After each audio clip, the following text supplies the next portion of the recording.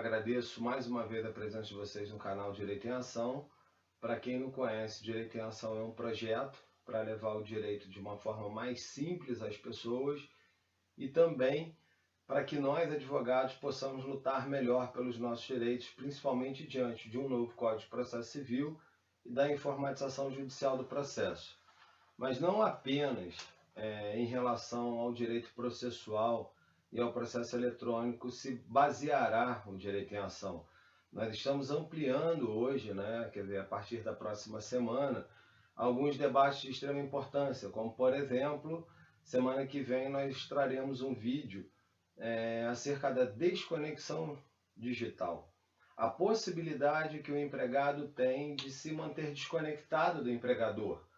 O que nós temos observado hoje é que, mesmo na informatização judicial, e não apenas na informatização judicial, mas também em relação a diversos tipos de trabalho, o empregado não tem direito sequer ao lazer.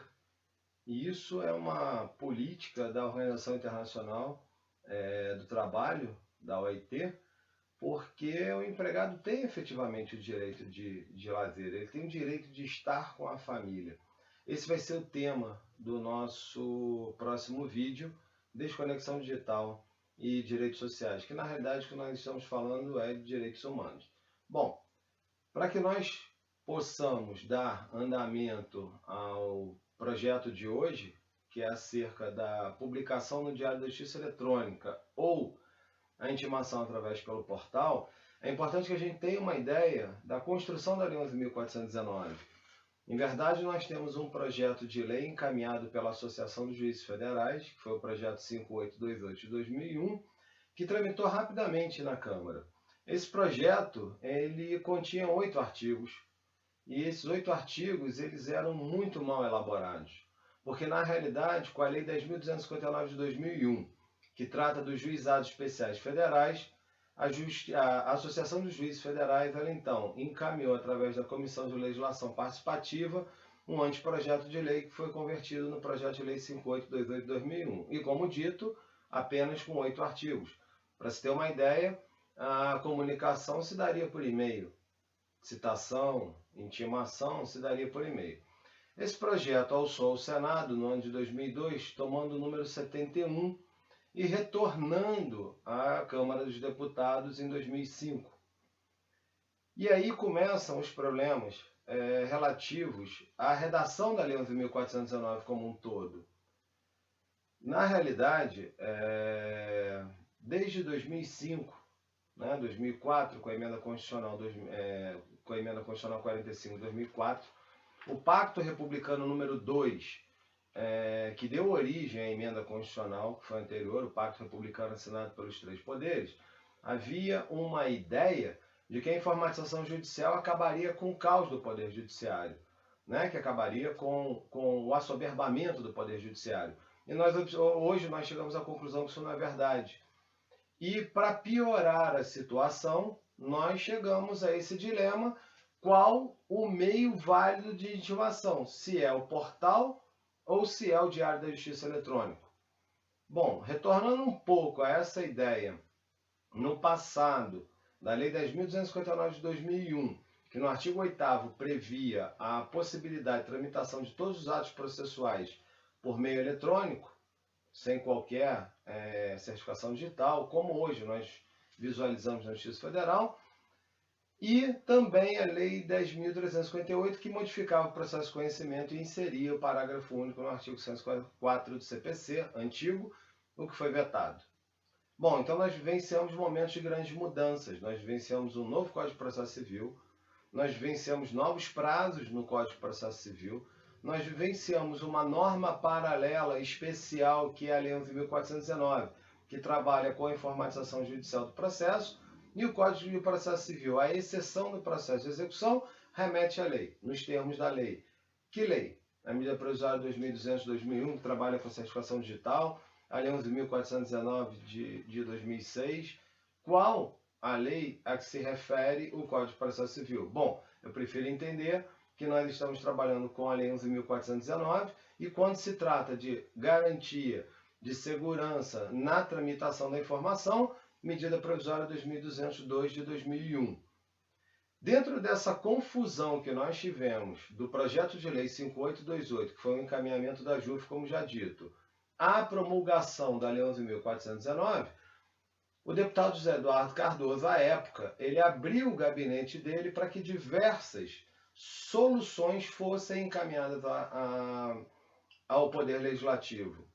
E esse excesso de democracia acabou gerando um problema, porque diversas entidades, inclusive o Instituto Brasileiro de Direito Eletrônico, participou da elaboração de emendas de redação. E o que seria, porque de fato é bastante interessante e importante a contribuição do deputado José Eduardo Cardoso, essa possibilidade que ele nos concedeu de promovermos emendas de redação, acabou gerando problemas, como o artigo 10 da Lei 11.419, que tem atos ali que são ou atípicos ou inexistentes, ou se forem efetivamente executados, nulos. Por exemplo, advogado não distribui petição inicial. Pela Lei 11.419, na redação, o advogado ele distribui a petição inicial. Não, ele protocola a petição inicial. Quem distribui é o Poder Judiciário. Então, há efetivamente nessas emendas de redação diversos problemas, e nós então chegamos aqui no nosso maior problema, que é Diário da Justiça Eletrônico ou portal.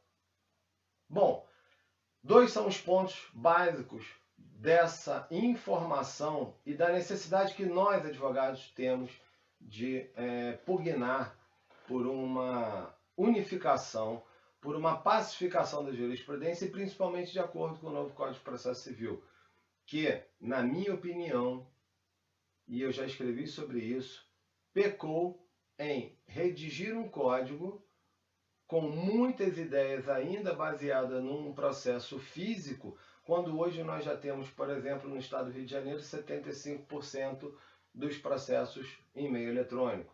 No Sul, podemos chegar a uma margem muito maior. Então, nós temos um Código de Processo Civil novo, muito bom, democrático, com princípios constitucionais, porém, sem a preocupação dos atos processuais por meio eletrônico, que poderia, esse novo Código de Processo Civil, ter eliminado essa discussão entre portal e Diário da Justiça Eletrônico. Bom, como eu fiz uma pequena narrativa da Lei 10.259, vem a explicação do artigo 4º, que trabalha com o Diário da Justiça Eletrônico. No ano de 2006, quando a Lei 11.419 foi promulgada, começou-se uma reformulação no Poder Judiciário para acabar com o diário impresso e passar então a ter um Diário da Justiça Eletrônico. Esse foi o espírito da lei, esse foi o espírito de alguns magistrados da 4ª Região, e eu estou falando do Sul, com enorme boa vontade, que criou a possibilidade de um Diário da Justiça Eletrônico em contraposição ao papel.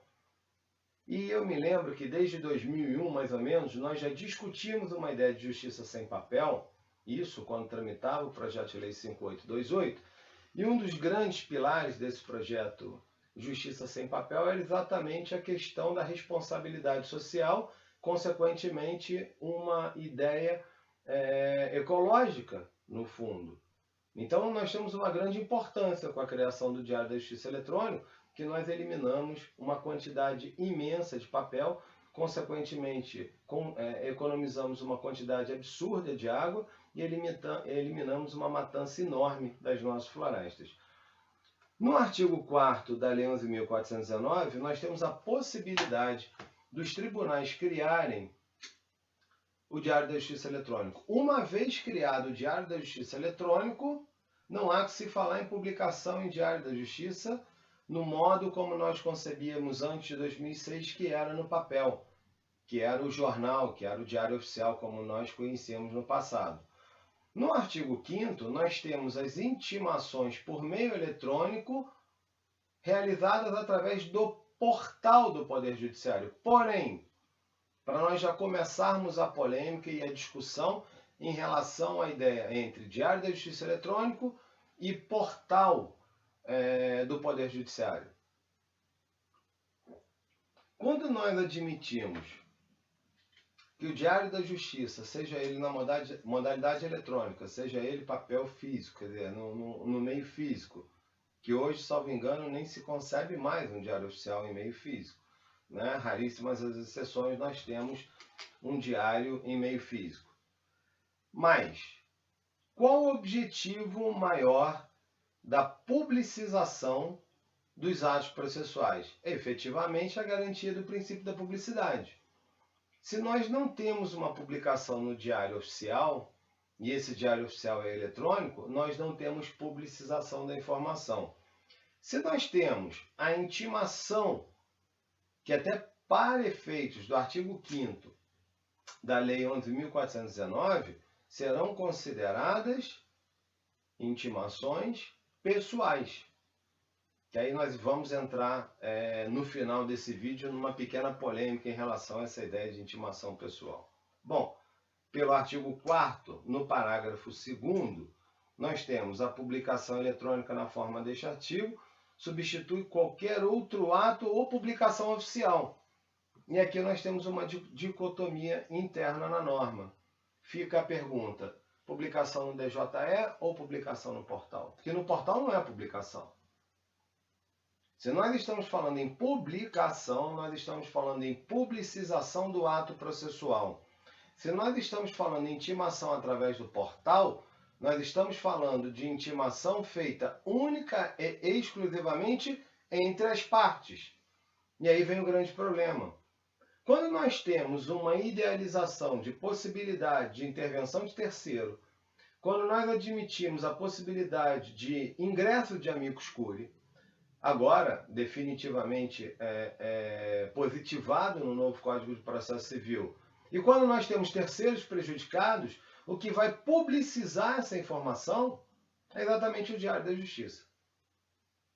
Nós não temos a possibilidade de uma publicização do ato através do portal.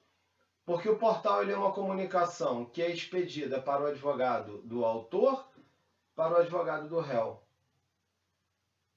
E o pior, pelo menos falando em termos de Estado do Rio de Janeiro, se eu como terceiro quiser entrar nessa demanda como parte, ter vista dos autos como parte, eu não tenho acesso.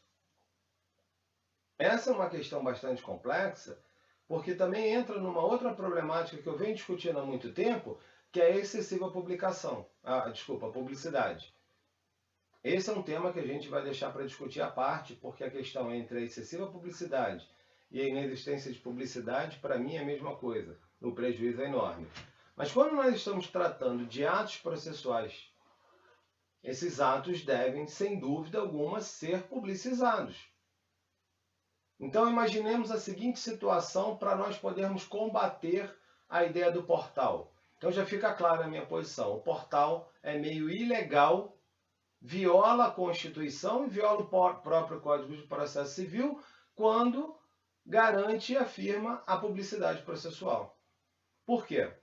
Imagine que haja uma demanda entre autor e réu e essa demanda haja por trás dessa demanda um terceiro prejudicado. Como esse terceiro prejudicado vai tomar conhecimento dos atos processuais por meio eletrônico, se as intimações são feitas única e exclusivamente pelo portal. E se ele, como pessoa física, não consegue acessar o portal, porque o portal está acessível para os advogados e não para as partes. Por outro lado, quando nós temos uma publicização pelo Diário Oficial, e há, inclusive, vários dispositivos que podem inserir um monitoramento por nome, por CPF, por número da OAB, que o portal ele não cede a estes mecanismos de busca. Então, por exemplo, imaginemos uma grande empresa em que haja diversas demandas e que ela possa ser uma prejudicada.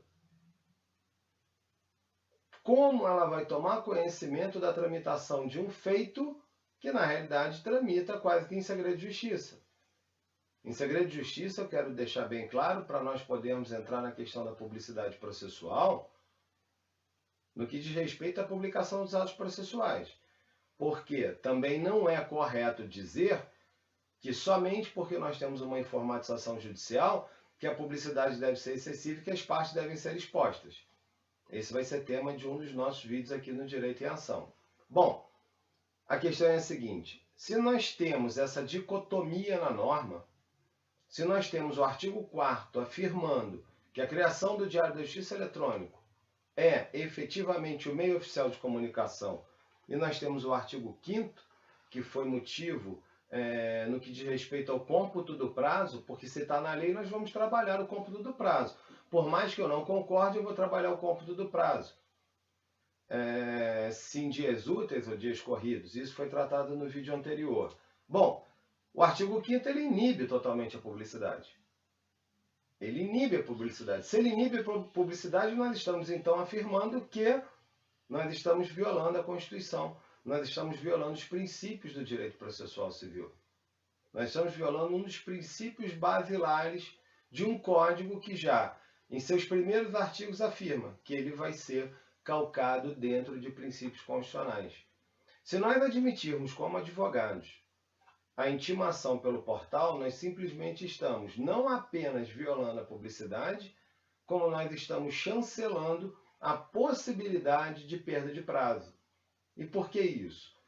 Vou trazer uma questão bem enfática e pontual para que nós tenhamos noção da problemática da intimação pelo portal, porque eu jamais vou tratar essa possibilidade como publicação de ato processual. Ela não é uma publicação, ela é uma disponibilização em meio eletrônico para que as partes tenham conhecimento. Partes aqui, diga-se, advogados. As partes não têm conhecimento dos atos.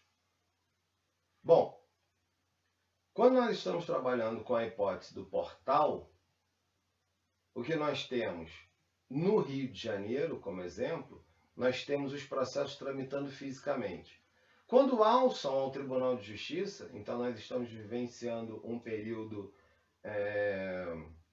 que eu diria, de transição e ao mesmo tempo misto, porque nós temos feitos eletrônicos, nós temos feitos em papel. Quando eles alçam ao Tribunal de Justiça, eles são totalmente digitalizados. Então, nós podemos falar que nós temos um segundo grau totalmente digitalizado. E o primeiro grau funcionando de forma mista. Nós temos feitos em papel e nós temos feitos de forma digital. Bom, eu tenho feito que tramitou até hoje em meio físico. E todas as publicações foram realizadas, obviamente, pelo Diário da Justiça Eletrônica. A partir do momento que alça o Tribunal de Justiça, e aí nós temos um problema, porque no Tribunal de Justiça está havendo duplicidade de intimação, publica-se no DJE e lança-se a disponibilização da informação no portal. Aí já temos uma questão, duplicidade de intimação e que tipo, aliás, desculpa, que prazo eu computo? Isso é uma questão muito grave. Nós temos duplicidade de intimação. Essa questão vamos trabalhar agora como segundo ponto. Vamos nos manter e fixar no primeiro.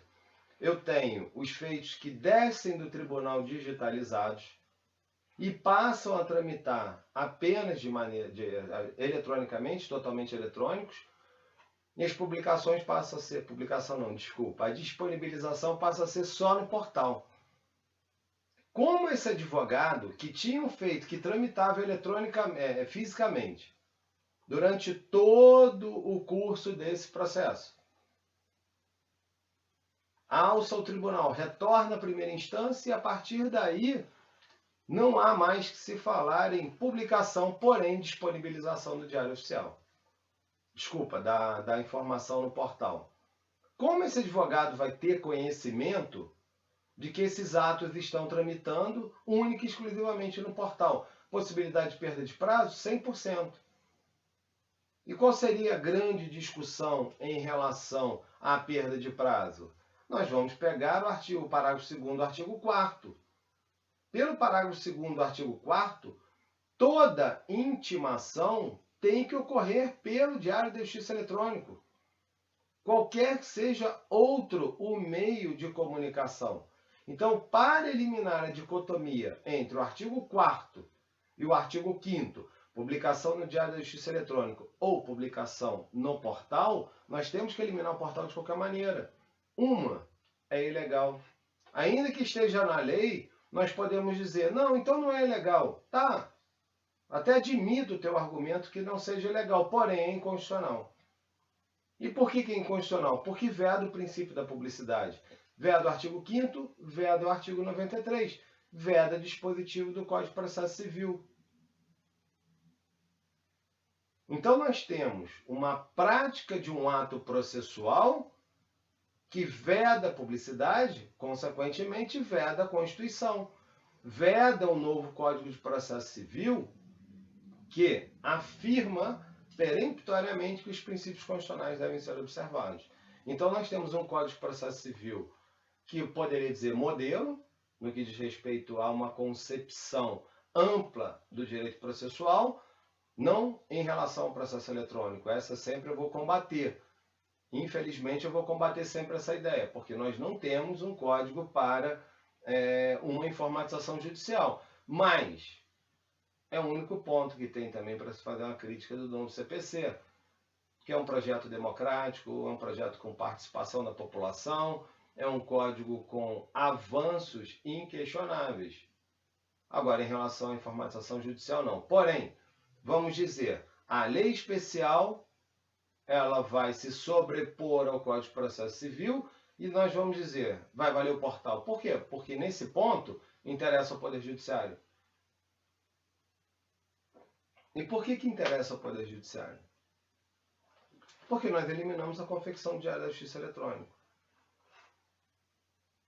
Essa é a grande questão. Agora, outras questões têm que ser analisadas em relação ao portal também. E também para o Poder Judiciário, me parece que deveria haver um consenso do Conselho Nacional de Justiça para que normatizasse, porque também nós temos uma outra barbaridade aqui na Lei 11.419, que é a regulamentação da lei por parte do Poder Judiciário. Inconstitucional, sem dúvida alguma. Artigo 18, flagrantemente inconstitucional. Mas já que o Poder Judiciário efetivamente está regulamentando as normas do processo eletrônico, nós temos que ter um posicionamento em relação à publicação e disponibilização do ato processual através do portal.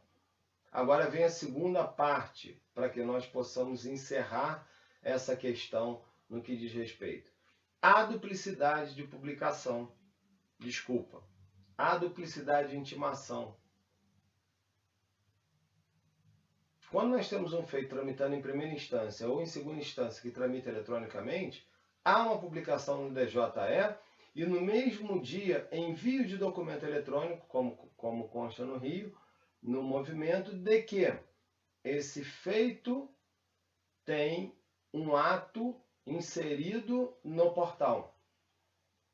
Se eu tenho a possibilidade de acessar o portal a partir do 10º dia, e nós já vimos que são dias corridos e não dias úteis, a menos que, óbvio, a doutrina construa, ou a jurisprudência construa, uma posição diversa dessa dos dias corridos, o que eu acredito que não, mas seria interessante um debate acerca disso, vale a publicação no DJE, que eu tenho o denominado D+1, computa-se a disponibilização e o prazo só começa a ocorrer após o primeiro dia útil da disponibilização, então tem, em tese, um dia a mais para a prática do ato processual, e esse dia, obviamente, corrido. E, óbvio, se cair no final de semana, indiscutivelmente o prazo só começa a correr a partir do primeiro dia útil. Então não muda absolutamente nada no denominado D+1, no que diz respeito ao cômputo do prazo. Mas eu tenho a publicação no DJE e tenho a publicação no portal da Justiça Eletrônica. Desculpa, eu falo publicação porque a ideia de publicidade é tão forte, tão arraigada em nós, que apesar de nós sabermos que não é publicação, a gente acaba falando em publicação. Né? Mas essa disponibilização no portal, qual o prazo que vale? O DJE ou o prazo do portal, se eu tenho duplicidade de intimação? E são concomitantes. Porque se nós nos reportarmos a uma jurisprudência passada, antiga, em que nós tínhamos o Diário da Justiça apenas em meio físico, quando havia duplicidade de intimação, que não raro ocorria, quando nós tínhamos duplicidade de intimação, computava-se a partir da primeira. Então, por algum equívoco, o cartório encaminhava para o Diário Oficial um romaneio, não me recordo o nome efetivamente do material que era encaminhado ao Diário Oficial, mas se encaminhava, então, o documento para publicação, 3 dias depois o mesmo documento era encaminhado. A jurisprudência caminhou no sentido óbvio, até mesmo em virtude do Instituto da Preclusão, vale a primeira publicação. Então, quando a gente está trabalhando em meio físico, está tranquilo. Agora, quando eu venho para o processo eletrônico e trabalho o artigo 4º, Diário da Justiça Eletrônica, artigo 5º, portal. Bom, eu tenho mais tempo pelo portal. Eu tenho 10 dias, a partir do 10º dia existe o que eu abomino, a denominada intimação ficta. E ali começa o meu prazo em dias úteis.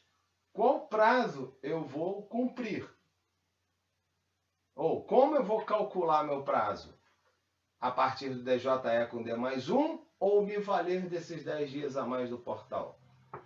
Bom, por uma questão de coerência e pela própria antinomia da norma, nós temos que nos pautar pelo Diário da Justiça Eletrônico. Porque, de acordo com o parágrafo 2º do artigo 4º, a publicação eletrônica, nos termos do artigo, substitui qualquer outro meio de publicação oficial. Ainda que o portal não seja publicação oficial, para o espírito da Lei 11.419, é publicação. Porém, viola o princípio da publicidade. Ele é mera disponibilização para intimação dos advogados, então para que se cumpra ou para que se faça ou deixe de fazer algo, sem se mencionar nas hipóteses da obrigação de fazer, em que, obviamente, a parte tem que ser intimada pessoalmente.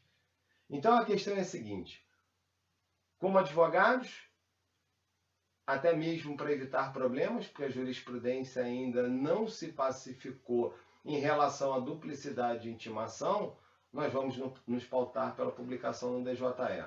Bom, não tem publicação no DJE, só tem publicação no portal. Eu aconselho ao colega que lute disputando aqui o parágrafo 2º, defendendo aguerridamente que o Poder Judiciário local violou o parágrafo 2º do artigo 4º, quando ele inseriu uma informação no portal do tribunal. Até porque essa inexistência de publicidade, dado o seu caráter inconstitucional, nós temos também a impossibilidade do terceiro prejudicado ingressar na demanda. Porque, por uma ficção jurídica, as publicações oficiais são de conhecimento de todos. E eu não tenho isso, eu não tenho essa hipótese no portal. E nem posso criar uma ficção, porque já se criou uma, que é da intimação. Eu não posso criar agora também uma ficção de que as informações no portal são efetivamente públicas, porque não são. Porque a parte não tem acesso. E se vocês me perguntarem, como você garante isso? Eu garanto isso pelo seguinte: se eu ingresso hoje na Justiça Federal sem estar devidamente cadastrado, eu não tenho acesso a determinadas peças do processo. Se eu me cadastro, por exemplo, como eu já tentei me cadastrar no Tribunal de Justiça do Estado do Rio de Janeiro com o token da pessoa jurídica, que é o escritório, eu não consegui também o cadastro. Então, eu, parte, não tenho acesso ao meu processo. Então, nós estamos falando de um ato, além de inconstitucional, que inibe a possibilidade da própria parte visualizar o seu processo. Essas são questões de extrema importância. Por isso eu lamento o novo Código de Processo Civil não ter trabalhado com essas questões eletrônicas de direito processual com afetação na informática jurídica, porque nós estamos trabalhando efetivamente com informática jurídica. Nesse ponto específico, aqui nós não estamos apenas trabalhando com direito processual, mas informática jurídica, lamentavelmente o novo CPC quedou-se inerte. E eu acho sim, só para reprisar o que eu já falei, nós como advogados, numa hipótese de perda de prazo, devemos lutar pela violação do dispositivo de norma federal. E qual seria esse dispositivo de norma federal violado? O artigo 4º, em seu parágrafo 2º. Porque se o artigo 4º, parágrafo 2º, é efetivamente o meio oficial, estrito sensu, e elimina qualquer outra forma de comunicação do ato processual, o artigo 5º se torna a letra morta da lei. Eu não posso admitir que haja uma intimação pelo artigo 5º sob pena de todas as violações que foram expostas até o presente momento. Bom, fica aqui essa provocação para que nós possamos, enquanto advogados, enquanto estudiosos, enquanto doutrinadores, lutarmos por essa questão. Na Universidade Federal Fluminense, nós criamos a disciplina Processo Eletrônico. Depois, num segundo momento, criamos a disciplina Processo Eletrônico, Teoria e Prática. Então, foi a primeira universidade no Brasil a criar uma disciplina única e exclusivamente para o processo eletrônico. Na realidade, hoje são 2 disciplinas. E sempre em que houve um debate com os estudantes acerca da publicidade do ato processual e a questão do artigo 4º e a do artigo 5º, ainda que haja uma tese a ser defendida por mim no que diz respeito que a publicidade hoje no processo eletrônico ela é extremamente complexa, então vamos deixar isso para um vídeo, porque para um próximo vídeo, porque essa questão ela é bastante delicada.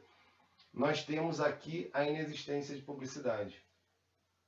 Então, os meus estudantes, em todas as questões que foram debatidas em sala de aula e trabalhando com a questão portal ou Diário da Justiça Eletrônico, nós tivemos uma confirmação de que vale o parágrafo 2º do artigo 4º.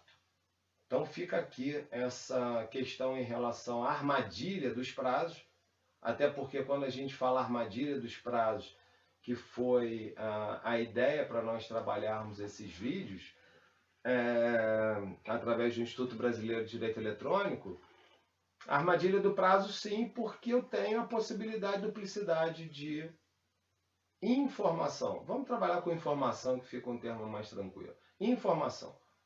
Uma informação é pública, e aí eu tenho publicidade e intimação, a outra informação, uma informação no portal, que gera uma intimação ficta, informação.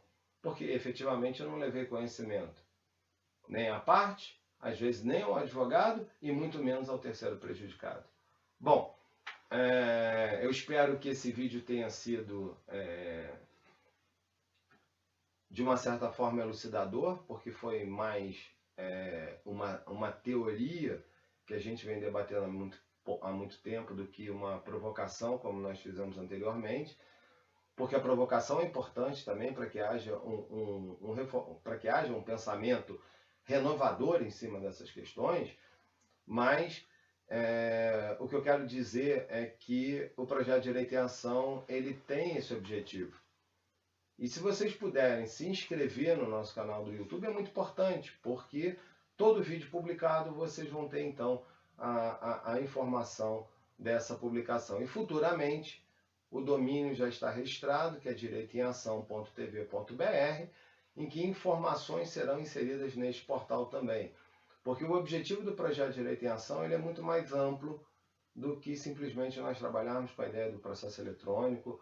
E se isso foi passado em algum momento, ou se a ideia foi nesse sentido, eu até peço desculpa, porque a ideia é muito mais ampla. Nós vamos trabalhar com antropologia e direito, nós vamos trabalhar com sociologia e direito, métodos de pesquisa. Quer dizer, o canal Direito em Ação está aberto para todo mundo, não é um canal isolado. É uma marca registrada, conta com apoio e patrocínio para que nós possamos ter o nosso desenvolvimento, mas está aberto para todo mundo, porque o importante é levar conhecimento e não apenas informação. Bom, eu queria então me despedir de vocês, agradecer mais uma vez a participação nos nossos vídeos. Se vocês tiverem alguma dúvida em relação ao que foi tratado hoje no vídeo anterior, nós já havíamos falado algo a respeito da publicação. No próximo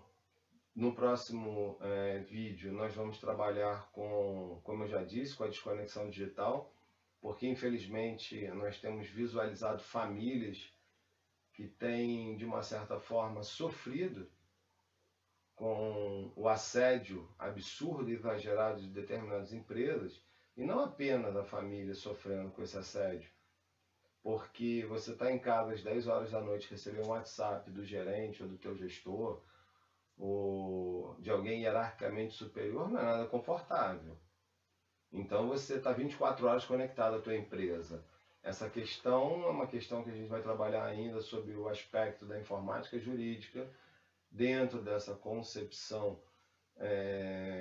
da OIT, de que efetivamente o empregado tem o direito de viver em família, o que os meios eletrônicos estão de uma certa forma impossibilitando.